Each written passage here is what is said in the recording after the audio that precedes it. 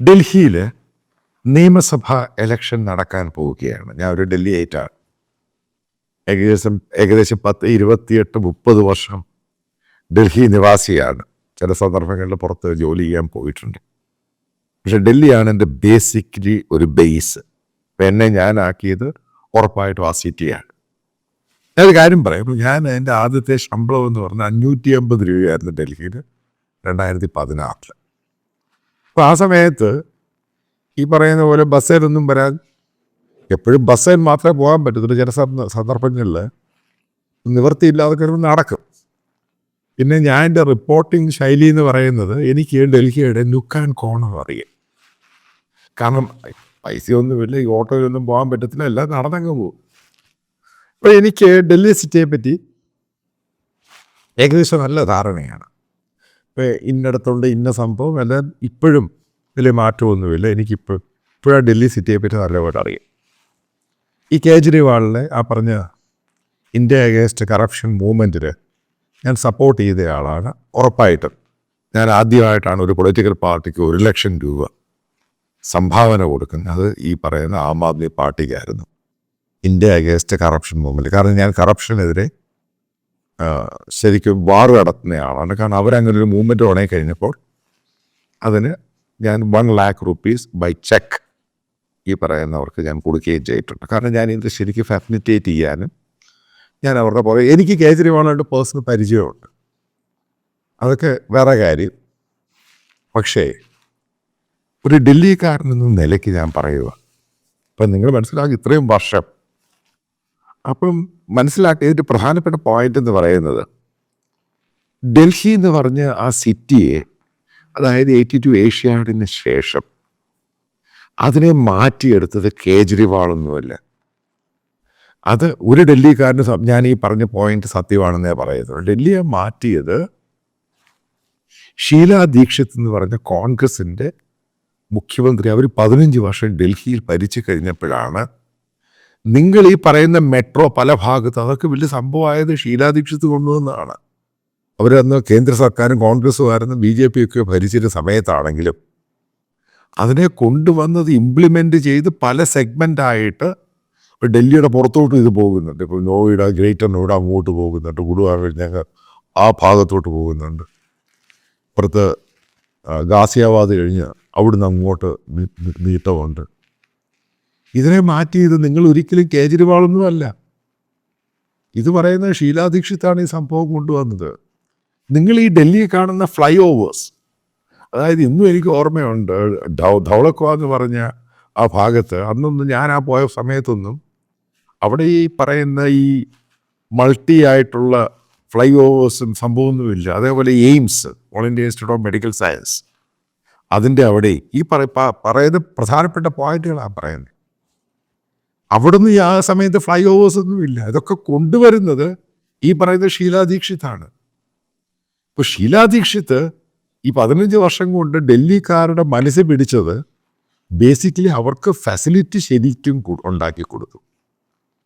പിന്നെ അവർ ചെയ്തത്, അവിടെ സ്ലംസ് ഉണ്ടായിരുന്നു ഇഷ്ടം പോലെ, അതായത് നമ്മൾ മലയാളത്തിൽ പറയുന്ന ചേരികൾ. അപ്പോൾ ചേരികളിൽ ബിൽഡിങ് പണിത് അതിനെ മാറ്റാനും അവർ ശ്രമിച്ചു കഴിഞ്ഞപ്പോഴാണ് അവരെ മറ്റേ നിർഭയ കേസ് വന്നിട്ട് അവർ ഒഴിയേണ്ടി വന്നത്. പിന്നീട് അവർ തോറ്റുപോയി, വലിയ ഭൂരിപക്ഷത്തിനാണ് തോറ്റുപോകുക. പിന്നീടാണ് ഈ കേജ്രിവാളും കൂട്ടരും ചേർന്ന് വരുന്നത്. കേജ്രിവാൾ അവിടെ ചെയ്തത് ബേസിക്കലി ഫ്രീ ബൈസ്, അതായത് ഫ്രീ ആയിട്ട് സംഭവം കൊടുത്ത് ആ ഡൽഹിക്കാരെ മുഴുവനും പോക്കറ്റിൽ.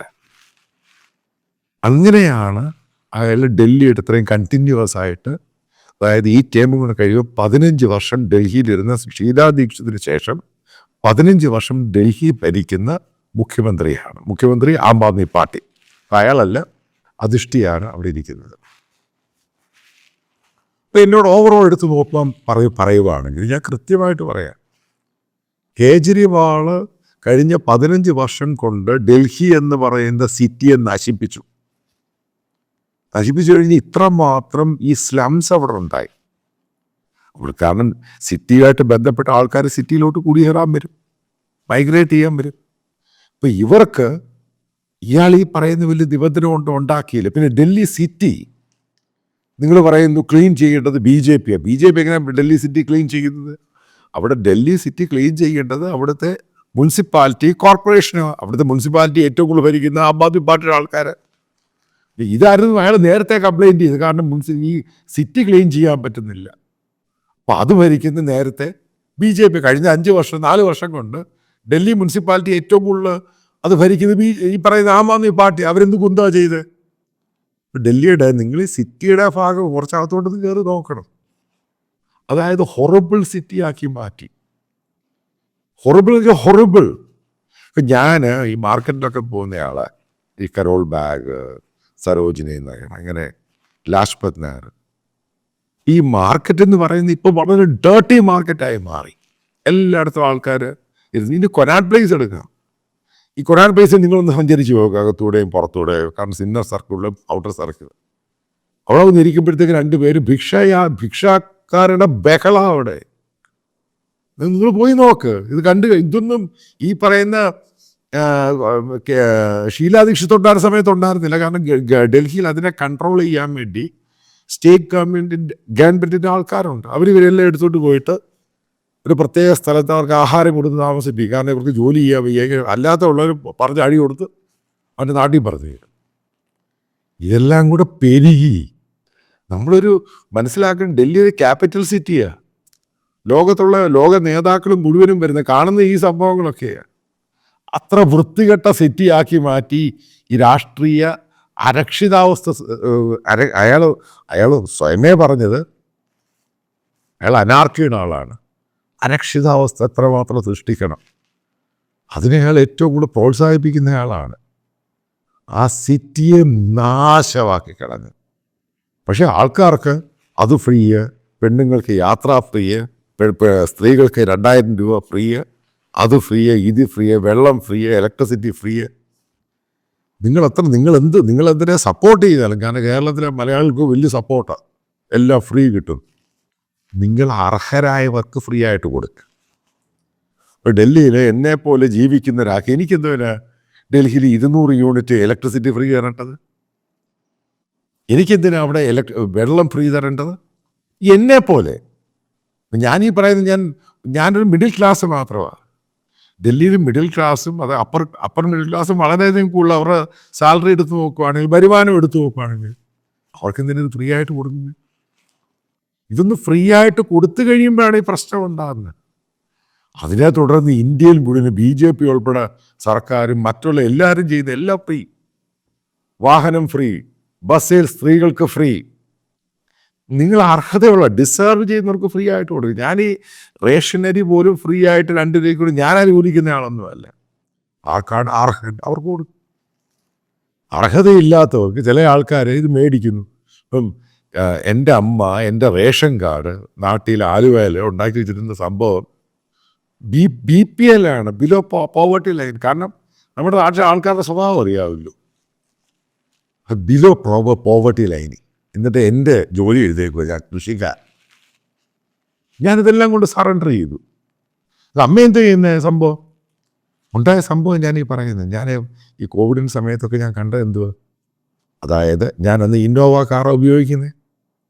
ഇന്നോവ കാറിൽ അമ്മ ഡ്രൈവറെയും വിളിച്ചുകൊണ്ട് ഈ റേഷൻ കടയിൽ പോവുക. അതായത് ഏകദേശം ഇന്നോവ കാറും ഡ്രൈവറും എല്ലാം കൂടെ 500 രൂപ ചിലവ്. റേഷൻ കടയിൽ പോവുക, 2 രൂപയാണ് അരി മേടിക്കുക. എനിക്കെത്ര ചിലവ്? ഇത് നമ്മുടെ മൈൻഡ് സെറ്റായത്. എന്നിട്ട് എനിക്കറിയത്തില്ലായിരുന്നു ഈ സംഭവത്തിന് വേണ്ടി ഞാൻ ആരെങ്കിലും കാണാൻ പോകാൻ, ആശുപത്രി പോകാൻ വേണ്ടി ഞാൻ ഉദ്ദേശിച്ച്. എൻ്റെ ഒരു സഹായിയുണ്ട്, അനിലിനെ വിളിച്ചോണ്ട് ഈ റേഷൻ, കാരണം അവിടെ കണ്ട് ഒപ്പിടുക, കയ്യോ കൊണ്ട് ഒരു സ്കാനറുണ്ട്. ഇതാണ് സംഭവം. അത് ഒരു ദിവസം ഞാൻ അമ്മയുടെ മുറിയിൽ താഴെ നിലയിൽ പോയി നോക്കിക്കഴിഞ്ഞപ്പോൾ ആ കട്ടിലിനടി താഴെ മുഴുവനും ഈ പറയുന്ന അരിയും അങ്ങോട്ട് സാധനം എടുത്തു വെച്ചേക്കുക. ഞാൻ അന്ന് തന്നെ പല ആൾക്കാരെയും വിളിച്ചിട്ട് അരി എല്ലാവർക്കും ഡിസ്ട്രിബ്യൂട്ട് ചെയ്തു. കാരണം കോവിഡിൻ്റെ സമയം ആലോചിച്ച് നോക്കുക. ഇത് നമ്മുടെ ഒരു മൈൻഡ് സെറ്റാണ്. കാരണം അമ്മയൊക്കെ വന്ന സാഹചര്യമാണ്. അപ്പം ഞാനിത് പറയുന്നത് നിങ്ങളത് ആ കാര്യത്തിലാണ് സീരിയസ് ആയിട്ട് എടുക്കണം. കാരണം എന്തിനാ ഇവരുടെ ഈ പറയുന്ന ഫ്രീ ആയിട്ടുള്ള സാധനം മേടിച്ചിട്ട് കൂട്ടി വെക്കുന്നത്? അതിൻ്റെ ആവശ്യം എന്തുവാ? ഇന്ത്യ എന്ന് പറഞ്ഞ രാജ്യത്തിന് നമുക്കിപ്പോൾ സർപ്ലസാണ് ഇവിടെ ഫുഡ്. പക്ഷെ ഫുഡ് സർപ്ലസ് ആകുമ്പോൾ ഒരു കാരണവശാലും ഈ സാധനങ്ങൾ ഗവൺമെൻറ് ഇത് വാങ്ങിയിട്ട് ഈ പറയുന്ന എല്ലാവർക്കും ഫ്രീ ആയിട്ട് കൊടുക്കുക. ഇത് കൊടുത്ത് വോട്ട് ബാങ്കിന് വേണ്ടി ശ്രമിക്കുക. ഇതങ്ങനെ ചെയ്യാൻ നേരത്തെ ഉണ്ടാകുന്ന സംഭവം മടിയന്മാരാവും. ഉറപ്പായിട്ടും പിന്നെ ജോലി ചെയ്യേണ്ട ആവശ്യമില്ലല്ലോ. ഞാൻ ജസ്റ്റ് ഒന്ന് കേരളത്തിനെ കണക്കെടുത്തു ഒരിക്കലും. ഈ എല്ലായിടത്തും ഈ എന്താ ലോട്ടറിയും ഒക്കെ വിൽക്കാൻ നടക്കുന്നത്, ഇവർക്കെല്ലാം ഫ്രീയാ. അത് ഫ്രീ, അത് ഫ്രീ, ഇത് ഫ്രീ. പിന്നെ അവർക്ക് എന്ത് തന്നെ അവരൊക്കെ പറയുന്നത് ഒരു ലോട്ടറി അടിച്ചു കഴിഞ്ഞാൽ 1, 2, 3 കോടി കിട്ടിക്കഴിഞ്ഞാൽ അവർ മില്യനേഴ്സായി. അതായത് അധ്വാനിക്കാൻ, അതായത് നമ്മൾ ജോലി ചെയ്താണ് ജീവിക്കേണ്ടത് അതെവിടാണെങ്കിലും. ആ ഒരു കൾച്ചറിന് പകരം എല്ലാം ഫ്രീ ആയിട്ട് കൊടുത്ത്, ഞാൻ വീണ്ടും പറയുന്നു, ഡിസേർവ് ചെയ്യുന്നവർക്ക് ഫ്രീ ആയിട്ട് കൊടുക്കണം. അതുകൊണ്ടാണ് സിറ്റി അങ്ങനെ ആയിപ്പോയത്. ഇത്രയും മാത്രം ആൾക്കാർ, കാരണം അവർക്കെല്ലാം ഫ്രീ ആയിട്ട് കൊടുക്കുക.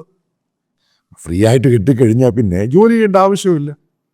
ഞാനിത് പറയുന്നത് നിങ്ങൾ അതിൻ്റെ അസെൻസിലാണ് എടുക്കേണ്ടത്. ഒരു ഡെവലപ്പിംഗ് രാജ്യം, അതായത് എക്കണോമിയായിട്ട് മാറാൻ പോകുന്ന ഒരു രാജ്യത്ത് ഈ പല സ്റ്റേറ്റുകളിലും ഇതേപോലെ ഫ്രീ ആയിട്ട് കൊടുത്ത് മനസ്സിലാക്കുക. പല സ്റ്റേറ്റുകളിൽ ഉണ്ടാകാൻ പോകുന്നത്, വരാൻ പോകുന്ന സമയത്ത് വലിയൊരു ദുരന്തമായത് ഉണ്ടാകാൻ പോകുന്നത് പല സ്റ്റേറ്റുകളിലും. പിന്നെ കേജ്രിവാൾ ചില പ്ലസ് പോയിന്റ് ഉണ്ട്. എഡ്യൂക്കേഷൻ സിസ്റ്റം നല്ലതാണ്, കാരണം ഞാനിത് കണ്ടിട്ടുണ്ട്. അവിടുത്തെ ഗവൺമെൻറ് സ്കൂളെല്ലാം നാശക്കോടാലിയാർ. അതിന് ഈ പറയുന്ന അധിഷ്ഠി, അതായത് ഇപ്പോഴത്തെ മുഖ്യമന്ത്രി, അവരാണ് എഡ്യൂക്കേഷൻ്റെ മെയിൻ കൺസൾട്ടൻറ്റ്. മനീഷ് സിസോദിക്ക് ചാർജ് മാത്രം അവരാണ്. ഈ അധിഷ്ഠിയാണ് ഇത് സംഭവം ചെയ്തത്. കാരണം എനിക്ക് പേഴ്സണലി അറിയാതെ, കാരണം ഈ അധിഷ്ഠിയെ അറിയാം ഈ സംഭവം. അവർ കാരണം വിദേശത്ത് പഠിച്ചാണ്, അവനാണിത് കൊണ്ടുവന്ന് ഈ സംഭവം ശരിയാക്കിയത്. അതേപോലെ ക്ലിനിക്സ്, അത് ഹെൽത്ത് ക്ലിനിക്സ്, അത് അവിടെ ഞാൻ പറയുന്നു ഇതൊന്നും ഫ്രീ ആയിട്ട് കൊടുക്കരുത്. അർഹതയുള്ളവർക്ക് ഫ്രീ ആയിട്ട് കൊടുക്കുക, ഇതെല്ലാവർക്കും ഫ്രീ ആയിട്ട് കൊടുക്കുക. അതേപോലെ ഡൽഹി ഗവൺമെൻറ് അണ്ടറിലുള്ള ഈ ഹോസ്പിറ്റൽ അത് ക്ലീനാക്കി വൃത്തിയാക്കി എടുക്കാൻ ഗവൺമെൻറ് ശ്രമിച്ചു. ഇത് കംപ്ലീറ്റ് ആയിട്ടുണ്ടെന്ന് എനിക്കറിയാം. ഇതിലെ പല ആശുപത്രികളും പണ്ട് ഈ പറയുന്ന ആൾക്കാരൊന്നും ഗവൺമെൻറ് ഹോസ്പിറ്റലൊന്നും പോകത്തില്ലായിരുന്നു. അപ്പം അതിനകത്ത് മാറ്റമുണ്ടായി. ഇപ്പം ചില സെക്ടറിലൊക്കെ മാറ്റമുണ്ടായി. പക്ഷെ ഓവറോൾ എടുക്കുകയാണെങ്കിൽ ഡൽഹിയുടെ, അതായത് ഡൽഹി സിറ്റി എന്ന് പറയുന്നത് നശിപ്പിച്ചതിൽ ഏറ്റവും പ്രധാനപ്പെട്ട കേജ്രിവാൾ. കാരണം അയാൾക്ക് വോട്ടും അതിനുമായിട്ട് ബന്ധപ്പെട്ട്. ഇതിനാ കൺക്ലൂഡ് ചെയ്യുന്നൊരു പാട്ടെന്ന് പറയുന്നത്, ഈ അവിടെയുള്ള സിഖ് ജത്തേദാർ, അതായത് അവരുടെ പ്രീസ്റ്റുകൾക്കും അതുപോലെ മുസ്ലിം അവർക്കും ഹിന്ദു പൂജാരിത അവർക്ക് 18,000 രൂപ മാസമാക്കി കൊടുത്തു. ആലോചിച്ച് നോക്കുക. ഇതൊക്കെ പ്രൈവറ്റ് അഫേഴ്സാണ്. എൻ്റെ വിശ്വാസമാണ്, വേറൊരു വിശ്വാസം പ്രൈവറ്റ് അഫേഴ്സാണ്. ഇവർക്ക് ഗവൺമെൻറ് പണം കൊടുക്കാൻ പോവുകയാണെങ്കിൽ ആലോചിച്ച് നോക്കുക, ഇത് എവിടെ പോയി ഇത് ജസ്റ്റിഫൈ ചെയ്യും? അവിടെ ഗവൺമെൻറ് ഒരു ഫെയർ ആയിട്ടുള്ള ഒരു അഡ്മിനിസ്ട്രേഷനാണ് മുന്നോട്ട് കൊണ്ടുപോകേണ്ടത് എല്ലാ ജനങ്ങൾക്ക് വേണ്ടി. ഇപ്പം ഗവൺമെൻറ്, അതായത് ഡൽഹി ഗവൺമെൻറ് പ്രത്യേകിച്ച് ഇഷ്ടംപോലെ പണമുണ്ട്, കാരണം ഇഷ്ടംപോലെ ടാക്സായിട്ട് പിരിച്ചു കിട്ടും. നിങ്ങൾ അകത്തോട്ട് കയറി ചില ഭാഗത്തെ ഡൽഹി ഗവൺമെൻറ്റിൻ്റെ പല റോഡുകൾ, കാരണം ഡൽഹിക്ക് പ്രത്യേകിച്ച് റോഡൊന്നുമില്ല. അവിടെ മുനിസിപ്പാലിറ്റി ഉണ്ട്, സെൻട്രൽ ഗവൺമെൻറ്, കാരണം പോലീസൊക്കെ പൂർണ്ണമായിട്ടും കേന്ദ്ര സർക്കാരിന്. Delhi police one of the best police in India, സംശയമില്ലാത്ത കാര്യം.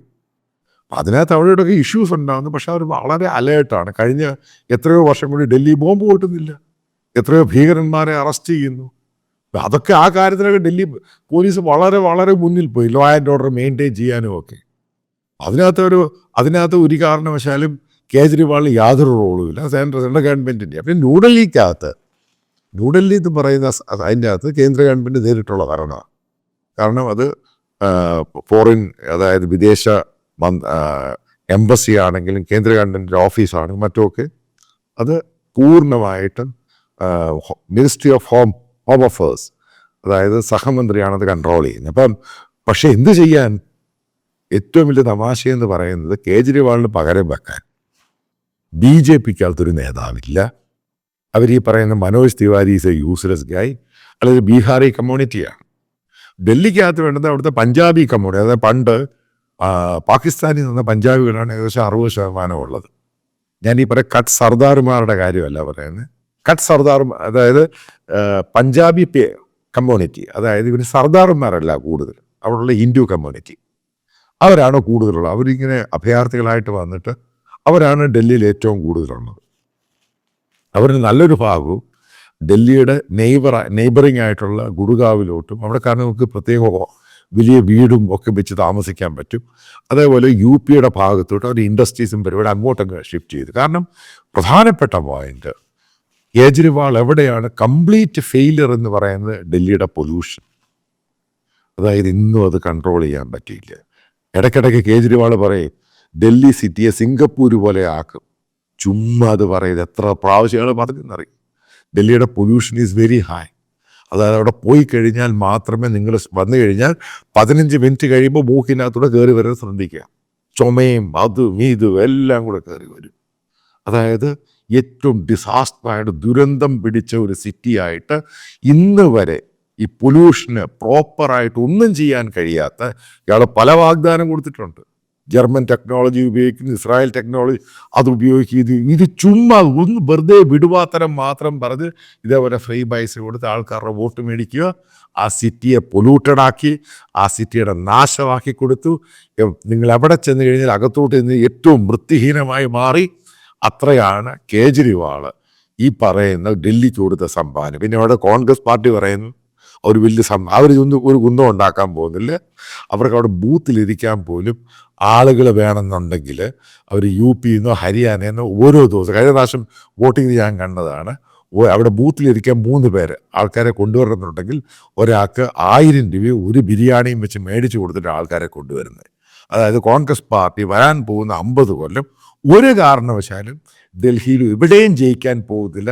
ഞാൻ തീർത്തും അത് പറയാം.